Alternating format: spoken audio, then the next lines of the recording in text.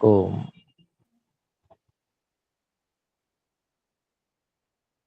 तो पिछली कक्षा में हम तृतीय अध्याय के द्वितीय आहनिक के 5 सूत्र पढ़ चुके थे।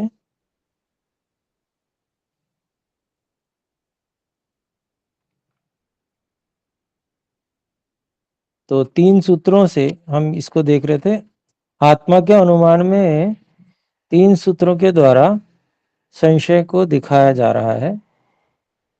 ये हम आगे करने वाले हैं। यहाँ तक 5वें सूत्र तक कोई बात पूछना चाहते हैं तो हस्तोत्थापन कर सकते हैं। जी बहन रिया जी बोले। जी ओम नमस्ते गुरु जी। नमस्ते गुरु जी। जी, तृतीय अध्याय द्वितीय आहनिक में जो दूसरा सूत्र है उसकी जो अंतिम पंक्ति है उसमें जो लिखा है गंधादि सुखादि ज्ञान जनकत्वेन च इति।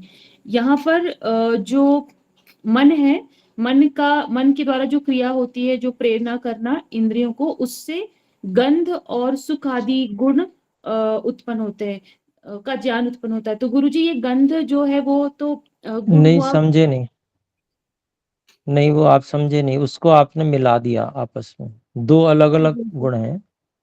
जी गुरु जी। क्रियावत्वेन इंद्रिय प्रेरकत्वेन, क्रियावत्वेन के साथ में जोड़ेंगे इंद्रिय प्रेरकत्वेन। क्रियावान होना क्या है मन का, तो इंद्रियों को प्रेरणा करना है। फिर गुणवत्वेन, गुण वाला होना क्या है, तो गंध आदि सुखादि ज्ञान जनकत्वेन। तो वो गुण उसमें क्या है कि वो गंध आदि और सुख आदि का ज्ञान उत्पन्न करता है। तो इसके द्वारा, ठीक है, ये है, दोनों चीजें अलग अलग हैं। ठीक है जी जी गुरु जी। जी गुरु जी, ये स्पष्ट हो गई बात। तो यहाँ पर ये जो गंध है वह तो पृथ्वी का, और जो सुख है वह आत्मा का गुण है।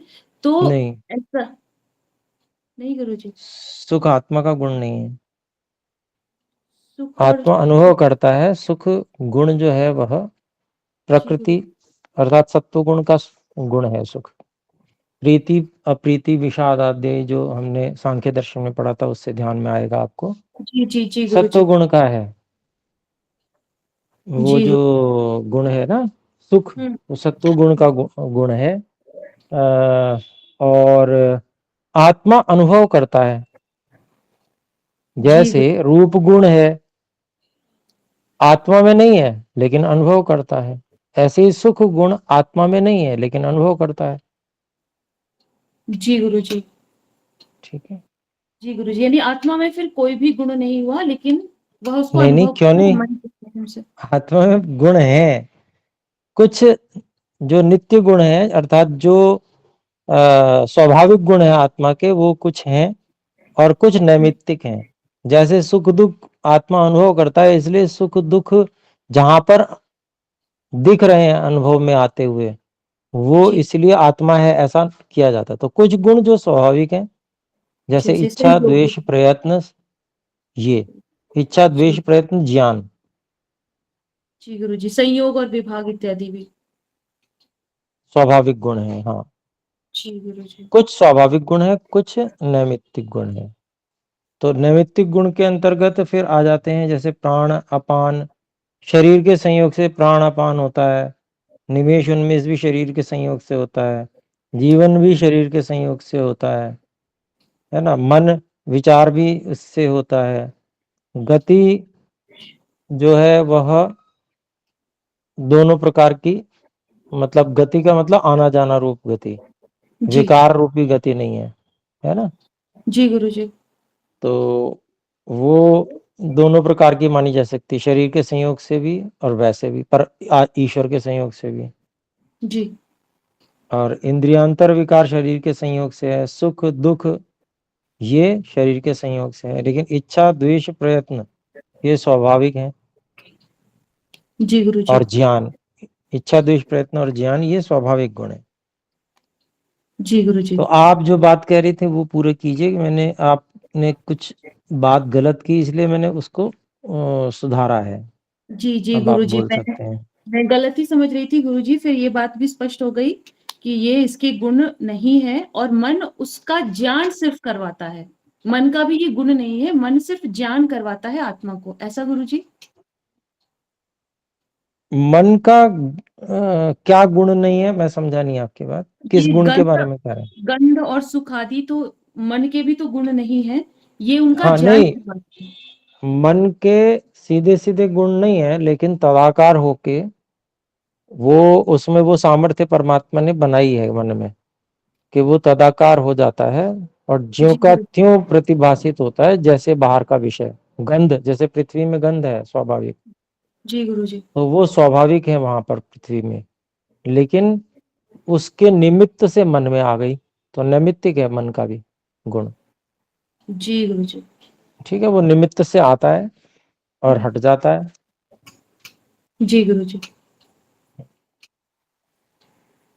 तो ये इसके नैमित्तिक गुण हुए, और यहाँ पर फिर गुरुजी इसको ऐसा समझेंगे कि ये जो हम कहते हैं कि सुखी या दुख, इसका जो अनुभव करते हैं, वो आत्मा का गुण नहीं है, वह सिर्फ उसको मन के माध्यम से अनुभव करता है, या नहीं हाँ गुरुजी? बिल्कुल, उसका स्वाभाविक अपना गुण नहीं है।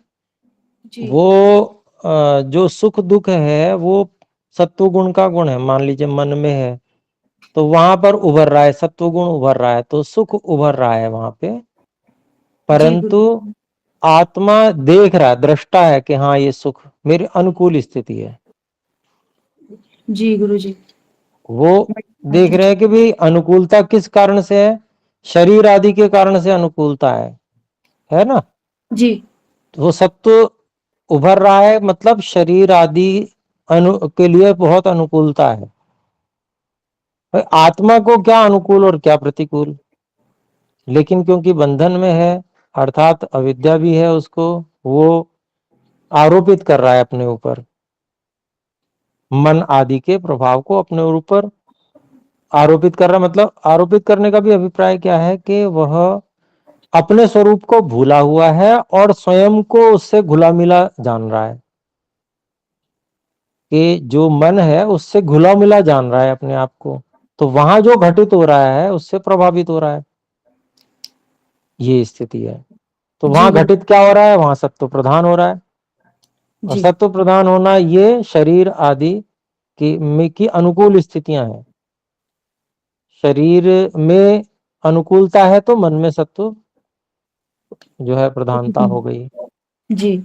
तो ऐसे करके वो उसको अनुकूल समझ रहा है कि हाँ ये मेरे भी अनुकूल है। अभी तुम्हारे क्या अनुकूल है, तुम्हारे ना कुछ प्रतिकूल है ना कुछ अनुकूल है, लेकिन जब तुम उसको ही अपना स्वरूप समझ रहे हो तो तुम्हें अनुकूल प्रतिकूल लग रहा है। जी। ठीक है, तो जी ये गुरु। अनुकूलता प्रतिकूलता कुछ भी नहीं है आत्मा के लिए। पर जी। आत्मा जब अविद्या में है, वो दृष्टा है, लेकिन अपने दृष्टा भाव को नहीं समझ पा रहा है, वहां उसको अपना ही स्वरूप एक तरह से समझ रहा है, मन को ही अपना भाग ही समझ रहा है। मन में कुछ परिवर्तन हो रहा है तो वो अपने में परिवर्तन होता हुआ सा जान समझ रहा है अविद्या के कारण से। तो वो सत्वगुण प्रधान हो रहा है, वहां सुख उभर रहा है, सुख प्रकृति का गुण है ना। तो जी गुरु। वो उसको ऐसा समझ रहा है कि मैं सुखी हो गया। मैं जी सुखी गुरु। हो गया का मतलब क्यों, क्योंकि मैं वो वास्तविकता में मैं को नहीं समझ रहा कि मैं हूं क्या चीज, वो मैं समझ रहा है मन सहित अपने आप को। तो मन में सत्वगुण उभर गया तो मैं सुखी हो गया, ये स्थिति वहां पर है। जी। ठीक। जी गुरु जी, स्पष्ट हो गई ये शंका बहुत समय से थी गुरु जी, कि ये जो सुख और दुख है, यह कौन आत्मा में है, या फिर वह सिर्फ उसको मन के माध्यम से उसको समझता है। हाँ, धन्यवाद ये गुरु जी। आत्मा में नहीं है। आत्मा तो अविकारी है। जी गुरु जी। आत्मा तो अविकारी है, आत्मा में कोई विकार नहीं आता। अगर मान लीजिए वो सुख आ जाए, बढ़ जावे उसमें, तो वो विकारी हो गया, फिर इसका मतलब कभी नष्ट भी हो जाएगा, जी। कभी थोड़ा सा वो फैल भी जाएगा, बड़ा भी हो जाएगा। ऐसा कुछ नहीं होता उसमें। आत्मा जी में, गुरु जी। आत्मा ज्यों का त्यों एक जैसा रहता है हमेशा। हाँ, इतना रहता है कि क्योंकि अल्पज्ञ है, अल्प शक्ति वाला है, इसलिए जो है उसको ज्ञान जो है वो बहुत कम है, मतलब जानने की क्षमता बहुत कम है, इस कारण से अविद्या में फंस जाता है, कुछ का कुछ समझने लगता है, वो असामर्थ्य है।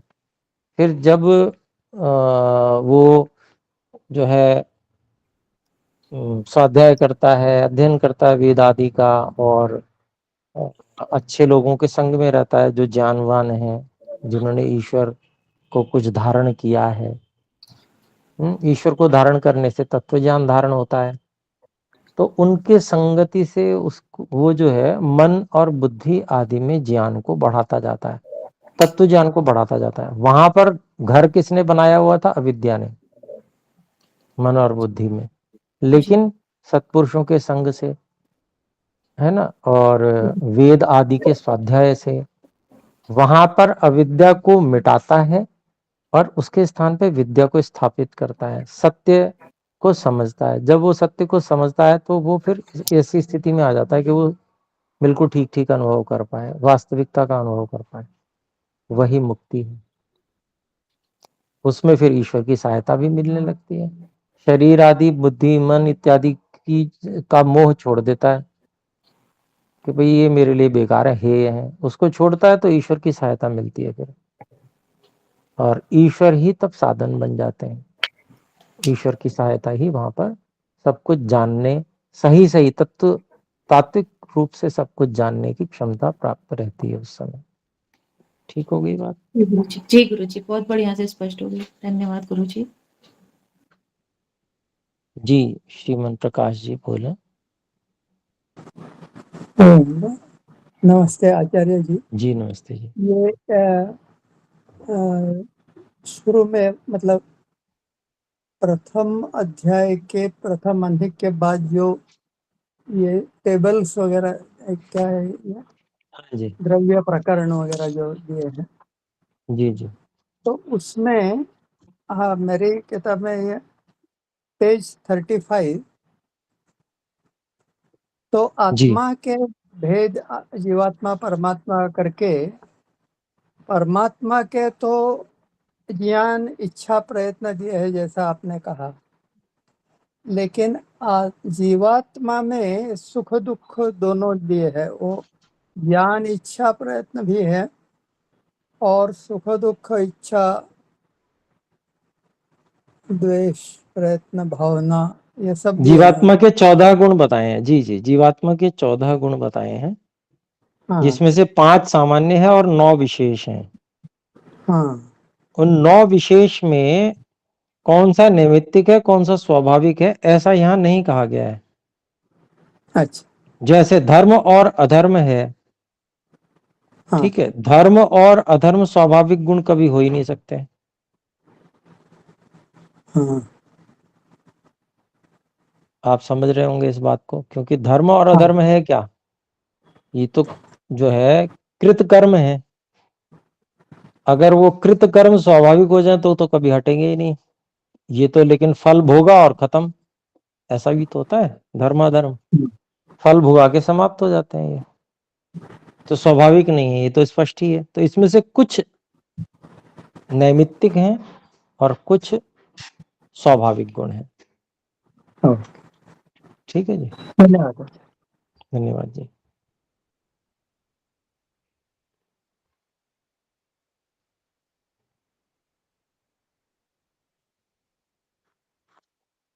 तो आइए, मैं समझता हूँ शंकाएं नहीं है, तो आगे बढ़ते हैं।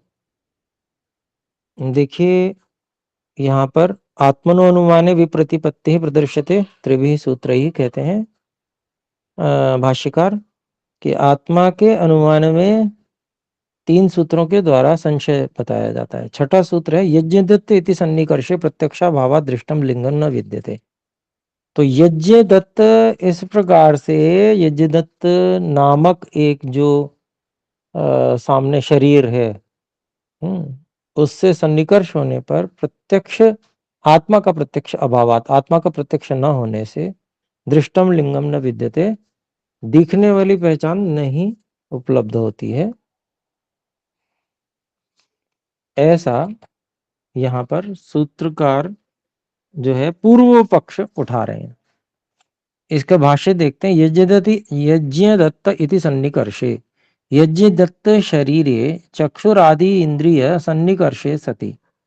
तो यज्ञदत्त के शरीर में चक्षु आदि इंद्रिय सन्निकर्ष होने पर प्रत्यक्षा भावात् तदधिष्ठातुः तदंतरे वर्तमानस्य वा आत्मनः प्रत्यक्षा भावात्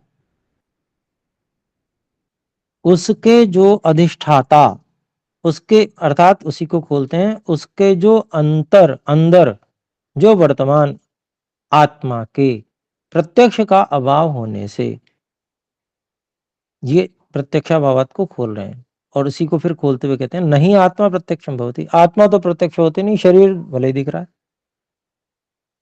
तो कहते तस्मात, इसलिए दृष्टम लिंगम न विद्यते दृष्टम चाक्षुषम लिंगम नास्ति, अर्थात दिखने वाला जो आंख से दिखने वाली पहचान जो है वहां पर नहीं है। यथा खलु महानसे सन्निकर्षे अग्नि प्रत्यक्षी क्रियते, जिस प्रकार से रसोई घर में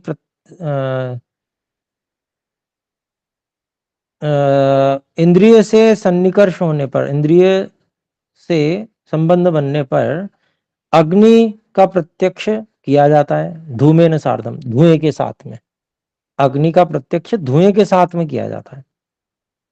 फिर कहते हैं धूमः तस्य दृष्टम लिंगम, तो धुआं जो है उसका देखी हुई पहचान हो गई अब ये, क्योंकि रसोई घर में अग्नि और धुएं को साथ साथ देख लिया, तो अब ये जो धुआं है वह देखी हुई पहचान हो गई, किसकी? अग्नि की। अन्यत्र अप्रत्यक्षे अग्नौ, फिर इसके बाद में कहीं और जहां पर सीधी अग्नि नहीं दिख रही है, आमने सामने प्रत्यक्ष में नहीं दिख रही है अग्नि, धूमेन दृष्टेन, और ऐसी स्थिति में धुएं के द्वारा, धुएं से देखे गए धुएं से, ऐसे कहेंगे धूमेन दृष्टेन, देखे गए धुएं से, लिंगेन, या देखे गए धुएं की पहचान से, लिंगेन अग्निरनुमीयते, अग्नि का अनुमान किया जाता है। न तथा महानस सदृशे, लेकिन वैसा नहीं है कि रसोई घर के समान, यज्ञदत्त शरीरे धूमेन इव दृष्टेन लिंगेन आत्मानुमातुम युज्यते, तो वैसा वहां नहीं है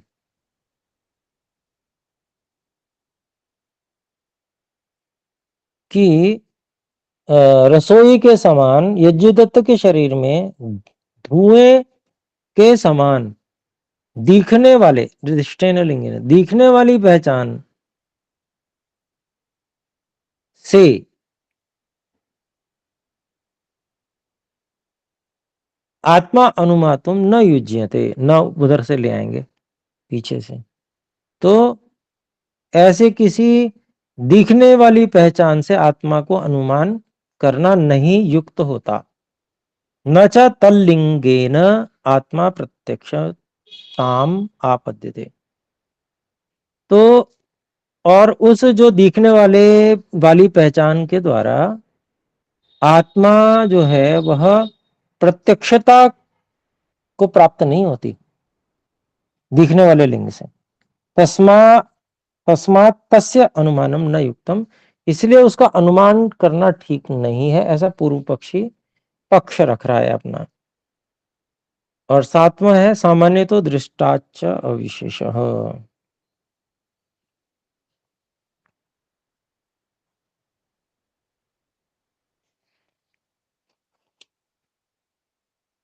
तो कहते हैं सामान्य तो दृष्ट अनुमान से भी किसी एक सामान्य द्रव्य का ही इच्छादि गुणों द्वारा बोध होता है। किसी सामान्य वस्तु का बोध हो रहा है, आत्मा ही है ऐसा नहीं कहा जा सकता, पूर्व पक्षी का कहना है। तो देखते हैं भाष्य। सामान्य तो दृष्टाद अनुमानाच्चापि खलु अविशेषो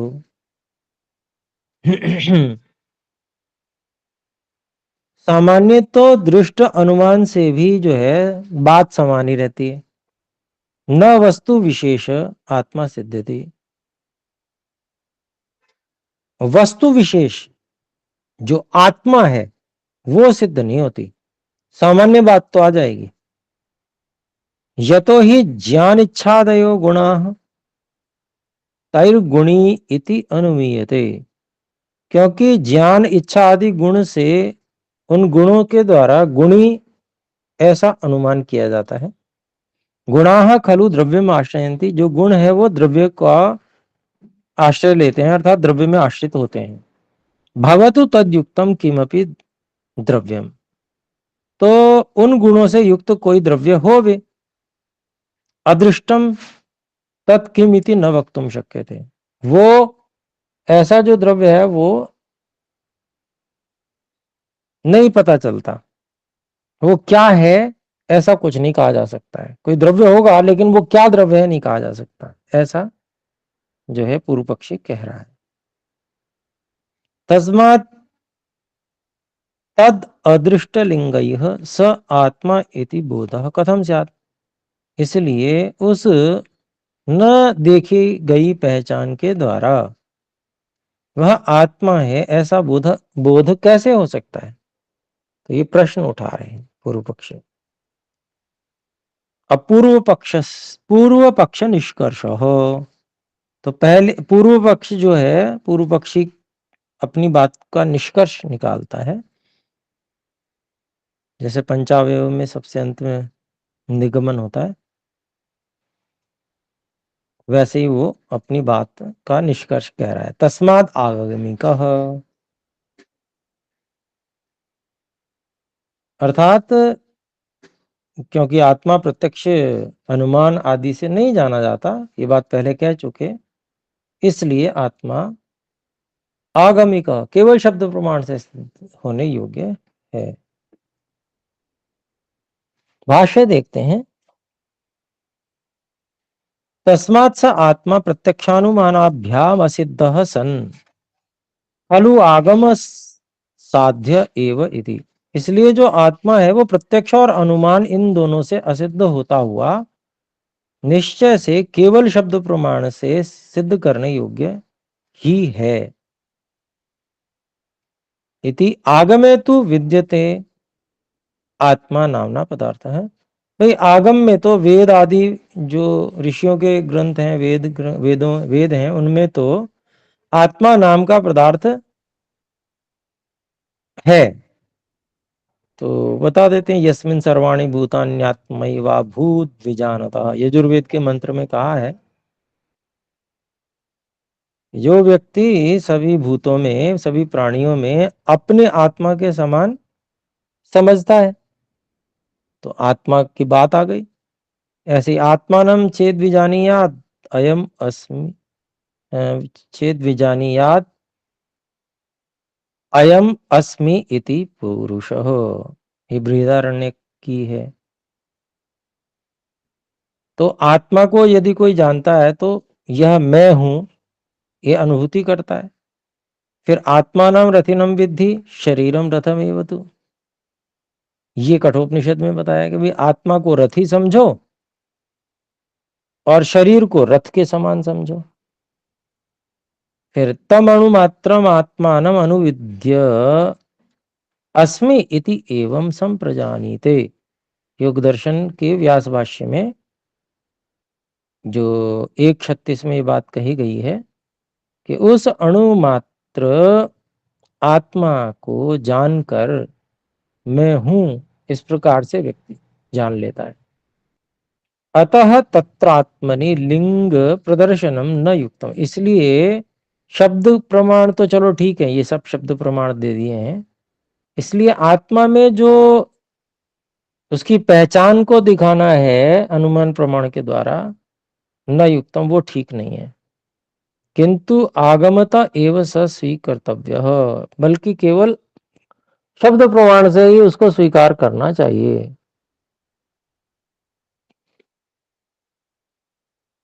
तो आइए समाधान करते हैं सिद्धांती। 9वां सूत्र, अहम इति शब्दस्य व्यतिरेका न आगमिकम।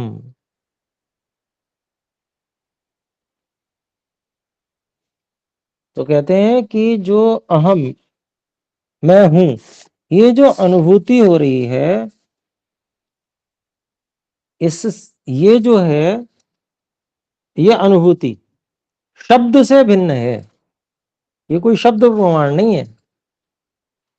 शब्द से भिन्न होने के कारण से आत्मा केवल आत्मा शब्द प्रमाण से ही सिद्ध है, ऐसी बात नहीं है, बल्कि प्रत्यक्ष से भी सिद्ध है, ऐसा समझना चाहिए। तो भाष्य देखते हैं, अहम इति स्वानुभूति रूपम प्रत्यक्ष विषयकम आत्मानः आत्मा ही अनुभवति यदहम अस्मि। कहते हैं कि अहम इति अहम मैं हूं, ऐसा स्वानुभव भूति रूपम अपनी अनुभूति रूपी प्रत्यक्ष विषयकम आत्मा है। जो आत्मा है वो प्रत्यक्ष विषयक है। जो मैं इस रूप में जो अपनी अनुभूति हम करते हैं, ये आत्मा के प्रत्यक्ष विषयक अनुभूति है। आत्मा ही अनुभवती यद अहम अस्मि। आत्मा निश्चय से अनुभव करती है कि मैं हूं, तथा मम मदीयम आत्मीयम इति च साम्यम लोके अपि।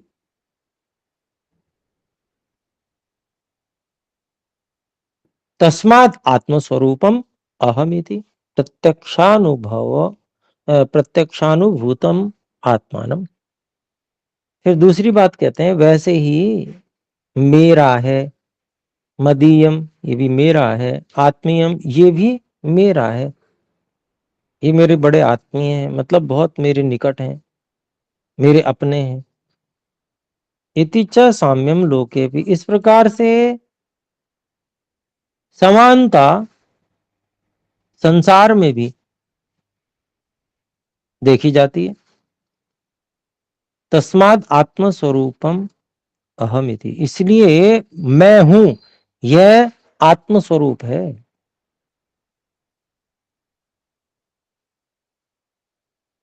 इस प्रकार से प्रत्यक्षानुभूतम आत्मानम आत्मनाम, ये जो मैं हूं, ये आत्म का स्वरूप प्रत्यक्ष जो है, ये प्रत्यक्ष आत्माओं का ये प्रत्यक्ष अनुभूति है सभी आत्माओं की कि मैं हूं।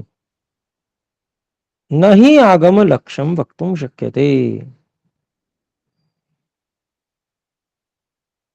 अर्थात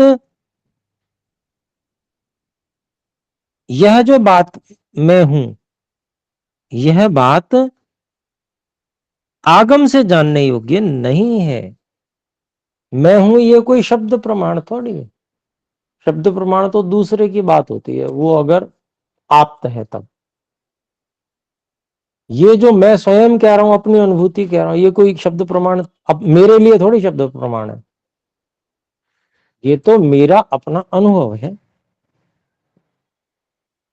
फिर कहते हैं भवतु खलु आगमोपि तत्र प्रमाणम। भाई ठीक है,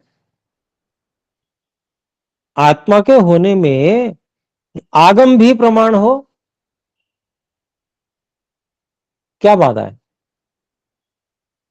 वेद आदि और आप्त ऋषियों का जो है वो प्रमाण भी मान लेंगे। उसमें शब्द व्यतिरेकात को खोलते हैं। शब्दः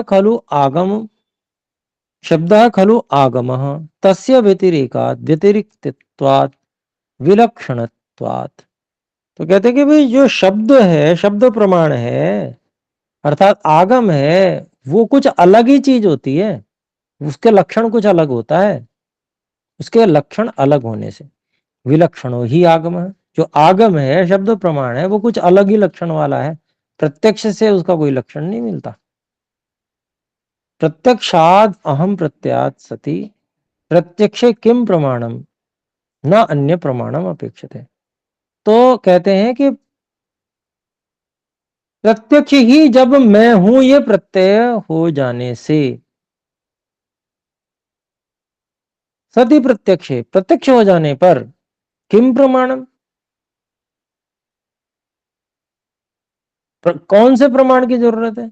अर्थात न अन्य प्रमाणम अपेक्षित, अर्थात कोई भी अन्य प्रमाण की अपेक्षा तब बचती ही नहीं है जब प्रत्यक्ष से सीधा सिद्ध हो गया। तो आगे कहते हैं प्रत्यक्ष विषयत्वम अस्ति स्वस्मिन अनुभूय मानत्वात्। तो ये जो मैं हूं यह प्रत्यक्ष की विषयता वाला है, ये अनुभव। क्यों? स्वस्मिन अनुभूय मानत्वात्, अपने ही अंदर इसकी अनुभूति होने के कारण से ये प्रत्यक्ष विषय वाला है। फिर आगे कहते हैं तत्पोषणार्थम भवतु खलु आगमो नात्र क्षतिः।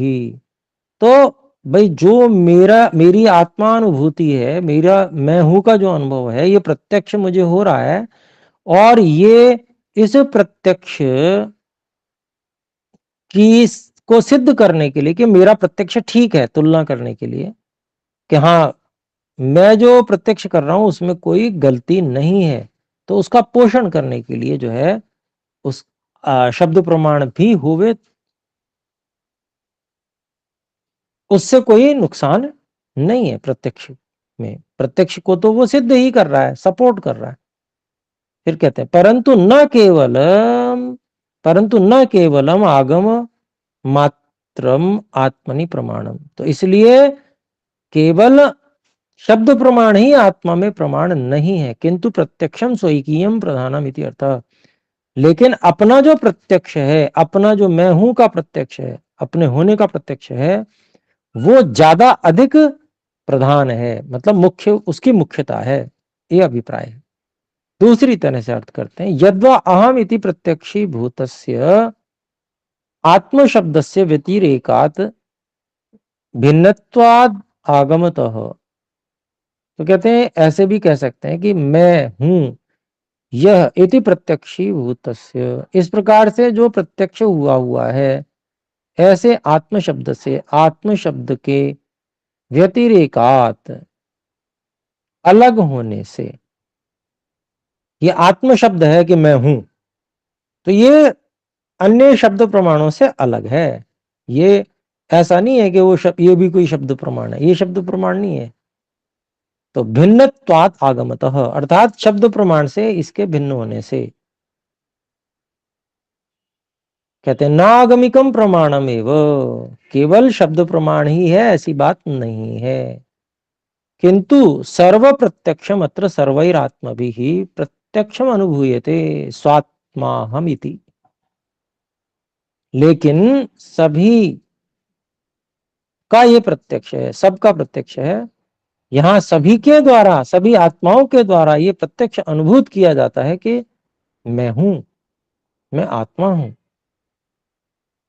फिर आगे कहते हैं शंकर मिश्रेण उपस्कार वृत्तौ, मिश्रेण उपस्कार वृत्तौ, शंकर मिश्र जी के द्वारा उपस्कार वृत्ति में व्यतिरेक पृथिव्यादितो अहम शब्द से व्याख्यातः स न युक्तः।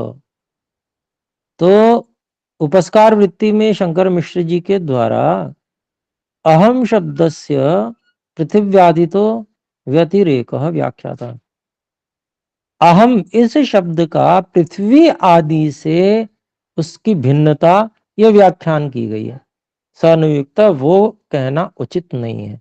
अत्र तु तस्मादागमिकः इति पूर्व पक्ष से समाधानम विहितम। यहाँ तो इसलिए जो आत्मा है वो केवल शाब्दिक है, इस प्रकार के पूर्व पक्ष का समाधान किया गया है। न ही अहम शब्द पृथिव्यादिषु घटमाना, तो जो अहम शब्द है वो पृथ्वी आदि में तो कभी घटित होता ही नहीं है।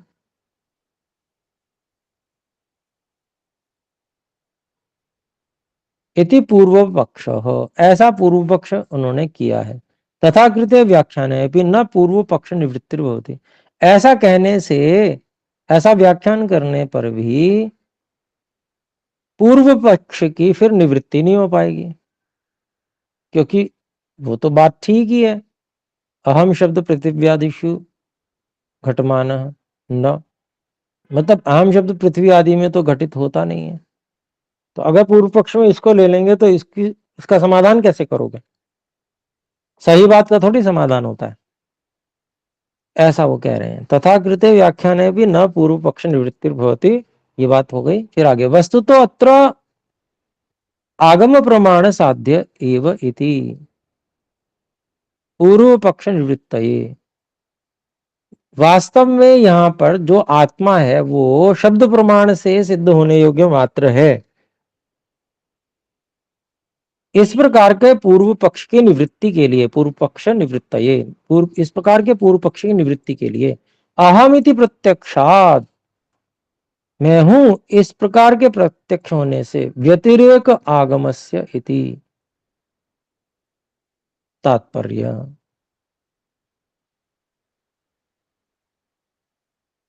तो जो मैं हूं ये जो ज्ञान है वो शब्द प्रमाण से या शब्द से अलग चीज है, यह तात्पर्य है। तथा कृत्वा न आगम मात्रम प्रमाणम, इस प्रकार से केवल जो शब्द ही प्रमाण मात्र नहीं है, इस प्रकार का जो पूर्व पक्ष कह रहा कि भाई केवल शब्द मात्र ही है, उस पूर्व पक्ष का खंडन कर दिया गया, पूर्व पक्षो निराकृत हो। तो यहां पर ये बात हो गई हमारी। फिर कहते पुनरुच्यते, और भी बात कही जाती है।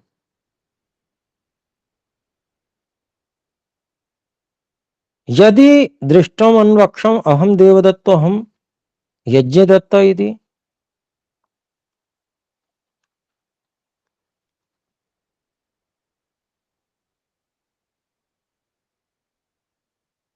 और इसी में एक और सूत्र से एक वाक्यता है, तो वो भी 11वां सूत्र है। दृष्ट आत्मनि लिंगे एक एव दृढ़त्वात् प्रत्यक्षवत् प्रत्यय हो।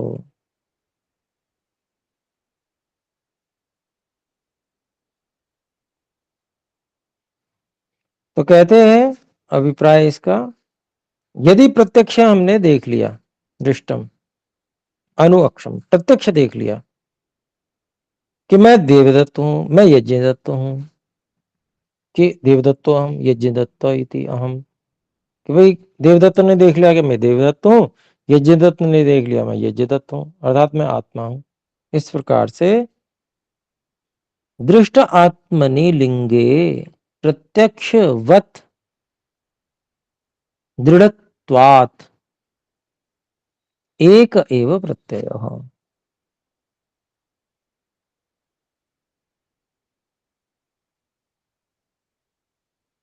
तो आत्मा का ऐसा प्रत्यक्ष हो जाने पर, अनुमान का प्रयोग करने पर भी एक ही प्रत्यक्ष के तुल्य ज्ञान होगा कि आत्मा है।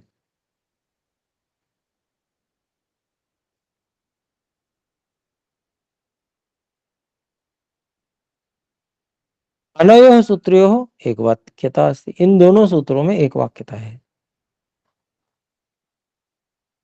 तो भाष्य देखते हैं, यदि खलु अनुवक्षम प्रत्यक्षम दृष्टम, अनुवक्षम को खोला है प्रत्यक्षम, यदि निश्चय से अनुवक्षम अर्थात प्रत्यक्षम दृष्टम, प्रत्यक्ष देखा है, दर्शनम स्यात् प्रत्यक्ष अनुभव किया हुआ, देखा हुआ होवे, तथा नहीं यथा, यथा लोके जैसे संसार में होता ही है, हम देवदत्त हम यज्ञदत्त इति,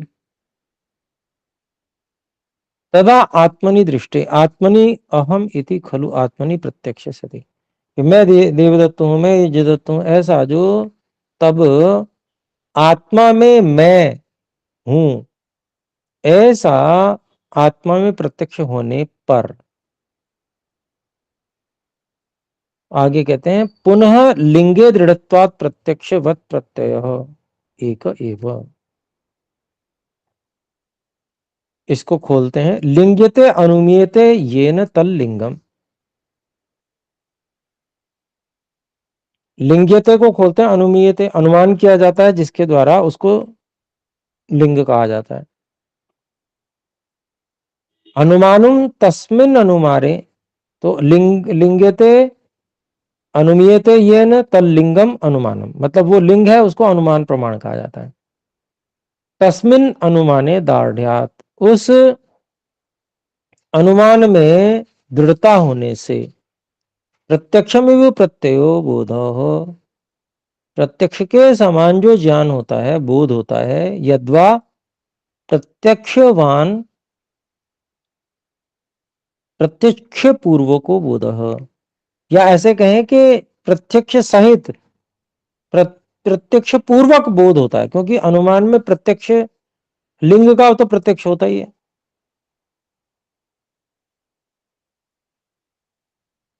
एक एव भिन्नः स्यात्,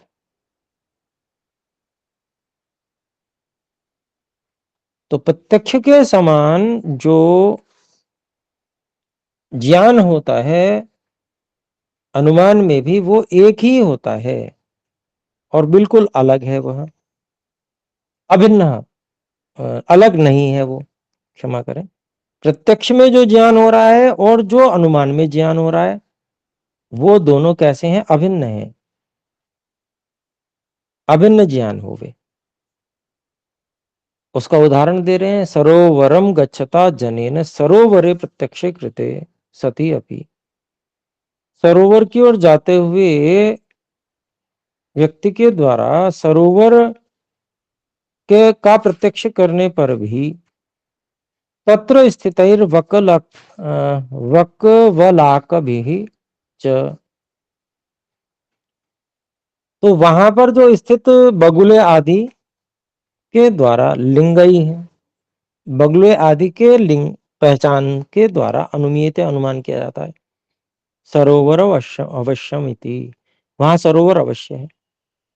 तस्य दृढ़ ज्ञानम भवति, तो उससे क्या होता है? उसका दृढ़ ज्ञान हो जाता है।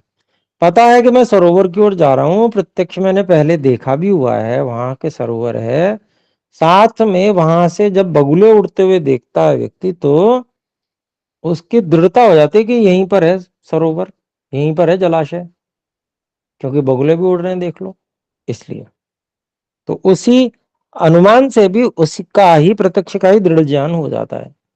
तथा अहम इति प्रत्यक्षे खलु आत्मनि, वैसे ही मैं हूं ऐसा आत्मा में प्रत्यक्ष होने पर भी सती अपि इच्छादि लिंगैः आगमेन च, तो आत्मनि सती अपि, प्रत्यक्ष जो है वो आत्मा में हो जाने पर भी इच्छादि लिंगैः, इच्छा आदि लिंगों के द्वारा, इच्छा आदि ज्ञान आदि पहचान के द्वारा, आगमेन च, और शब्द प्रमाण के द्वारा भी, तस्य दृढ़म ज्ञानम भवति, उस आत्मा का दृढ़ ज्ञान होता है। यत् अस्ति खलु आत्मा, कि निश्चय से आत्मा तो है। तो अब यहां पर दो सूत्रों के द्वारा शंका की जाती है। तो पहला सूत्र है देवदत्तो गच्छति, देवदत्तो गच्छति यज्ञदत्तो गच्छति इति उपचारात् शरीरे प्रत्ययः।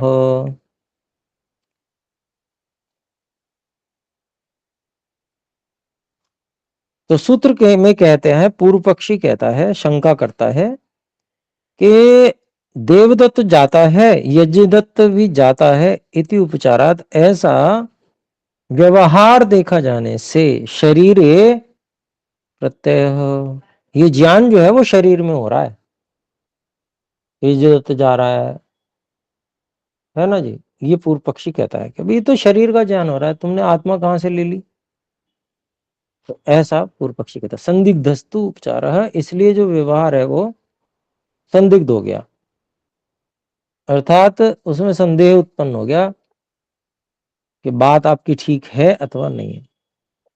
अनयो सूत्रों की वाक्यता अस्ति, इन दोनों सूत्रों में एक वाक्यता है। इसका भाष्य देखते हैं, यदुक्तम अन्वक्षम अहम देवदत्तो अहम यज्ञदत्त इति खलु अहम शब्द आत्मनि प्रत्यक्षम, तो जो ऐसा कहा गया अन्वक्षम देवदत्तो, हम प्रत्यक्ष ही है, अनुवक्षम अर्थात प्रत्यक्षम, अहम देवदत्तो हम यज्ञदत्त, प्रत्यक्ष ही है कि मैं देवदत्त हूं, मैं यज्ञदत्त हूं, इति खलु अहम शब्द आत्मनि प्रत्यक्षम तन्नयुक्तम, तो ये जो मैं यज्ञदत्त हूं, मैं देवदत्त हूं, ये जो शब्द कहे जा रहे हैं, अहम शब्द मैं कहा जा रहा है, मैं शब्द कहा जा रहा है, ये आत्मा के प्रत्यक्ष में कहा जा रहा है, वो तन्नयुक्तम, वो ठीक नहीं है। पूर्व पक्षी कह रहा है, यतो ही यथा देवदत्तो हम देवदत्तो हम तथा देवदत्तो गच्छति यज्ञदत्तो गच्छति इति अपि तु उपचर्यते, तो जैसे क्योंकि पहले कहता है ये तो ही, क्योंकि जैसे देवदत्त मैं हूं या यज्ञदत्त मैं हूं, वैसे देवदत्त जाता है, यज्ञदत्त जाता है, ऐसा भी तो व्यवहार देखा जाता है। इति अपि तो उपचर्यते स एष गमन प्रत्यय साक्षात शरीरे वर्तते। यह जो जाने का ज्ञान है साक्षात रूप से शरीर में है। शरीरम ही गमन क्रियाया अधिकरणम, शरीर ही जाने की क्रिया का आधार है। तद ही स्थानात स्थानांतरम गच्छति, नहीं आत्मा। तो वह शरीर ही एक स्थान से दूसरे स्थान पर जाता है, आत्मा नहीं जाती। तथैव देवदत्ते यज्ञदत्ते वा अहम इति प्रत्ययः कथम स्यात् आत्मनि। वैसे ही देवदत्त में, यज्ञदत्त में मैं हूं ऐसा ज्ञान कैसे आत्मा में मान लोगे, शरीर में क्यों नहीं मानते। कथम न शरीरे यथा स एषा, क्योंकि वह यह उपचारः संदिग्धः तु, कहते हैं उपचार उभय विधो देवदत्ते हम रूपो गमन रूपस्य संदिग्धः तु जातः। तो कहते हैं ये जो इस प्रकार का व्यवहार है, दोनों प्रकार वाला, एक प्रकार वाला कि मैं यज्ञदत्त हूं इस रूप में, और दूसरा गमन रूप जाने वाला जो व्यवहार है कि देवदत्त जा रहा है। ये दो प्रकार के व्यवहार होगा, उभय विधि, दोनों प्रकार के जो व्यवहार हैं संदिग्धस्तु जाता, वे जो है संदेह की कोटि में आ गए हैं। कथम ही आत्मा प्रत्यक्षो हम प्रत्यय, तो फिर आत्मा का प्रत्यक्ष कैसे रहा जब संदिग्ध हो गया, तो कि अहम प्रत्यय मैं हूं, ये जो ज्ञान है वो आत्मा का प्रत्यक्ष कैसे हो गया। तो उसका समाधान करते हैं समाधत्ते। 14वां सूत्र है अहमिति प्रत्यक आत्मनि भावात परत्राभावाद अर्थांतर प्रत्यक्ष हो। तो अहम मैं हूं यह जो ज्ञान है इसका भाव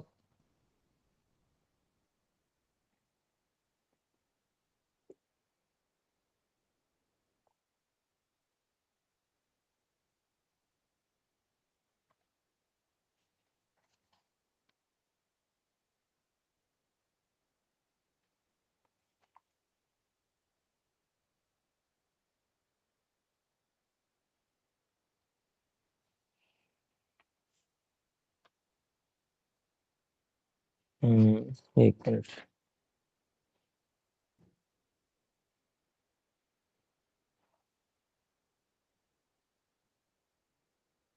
तो अहमिति प्रत्यगात्मनि भावात, मैं हूं इस प्रकार का जो अनुभव है वो अंतरात्मा अर्थात जो शरीर के अंदर है ऐसी आत्मा में होता है।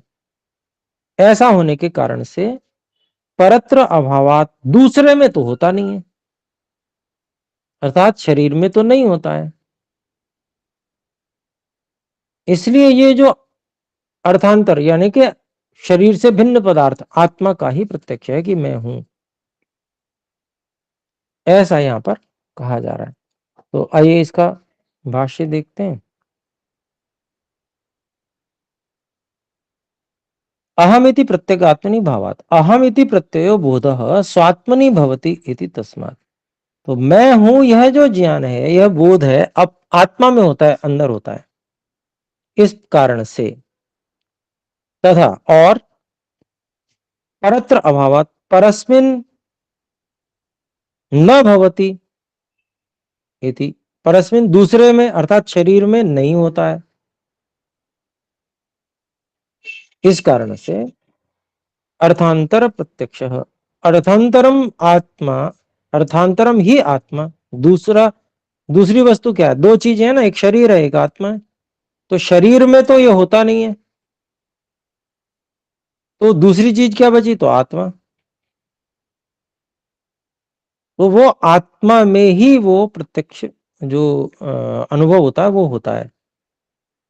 तो अर्थांतर अर्थात वो जो दूसरी वस्तु है वो आत्मा है, तत्प्रत्यक्ष आत्मा प्रत्यक्ष है। तो उसका जो प्रत्यक्ष मैं हूं इस शब्द से हो रहा है वो वास्तव में आत्मा का प्रत्यक्ष है, शरीर प्रत्यक्ष नहीं है। शरीरम ही जड़म न ही जड़े अहम इति अनुभूते है योग्यता।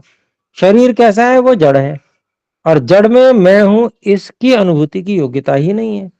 तस्य अनुभूति शून्यत्वात्, क्योंकि जड़ वस्तु जो है अनुभूति से शून्य होने के कारण से। फिर आगे उसको सिद्ध करने के लिए स्वामी जी और ठीक बढ़िया बात बता रहे हैं। आत्मन निर्गते शरीरे शरीरे हम देवदत्त इति अनुभूतिर न भवति। आत्मा के चले जाने पर शरीर में मैं देवदत्त हूं ऐसी अनुभूति नहीं होती है। न च उत्थाय गच्छति तत्, और वो उठ के चल भी नहीं पड़ता।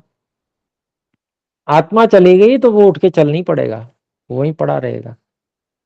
आत्मा होगी तो थोड़ी सी आग लगेगी तो हाय हाय चिल्लाएगा, हाय जल गया।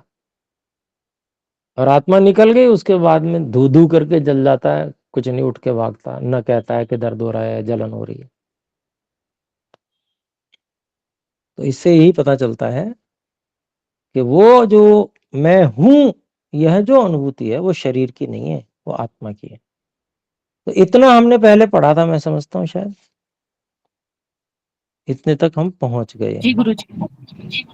तो इतना ही रखते हैं फिर, और फिर अगली कक्षा में आगे पढ़ेंगे। यहाँ तक आप स्वाध्याय कीजिए अच्छे से, और जो शंका हो वो पूछिएगा। तो आइए विराम करते हैं, एक बार ओम का उच्चारण करेंगे। ओम।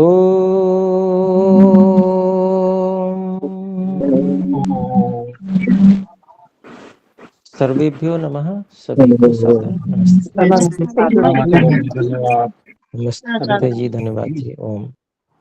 रिया जी, जी गुरुजी। व्याकरण पढ़ेंगे? जी गुरुजी। ठीक है, नमस्ते जी, सभी को धन्यवाद। ओम। नमस्ते गुरुजी। प्रणाम गुरुवर।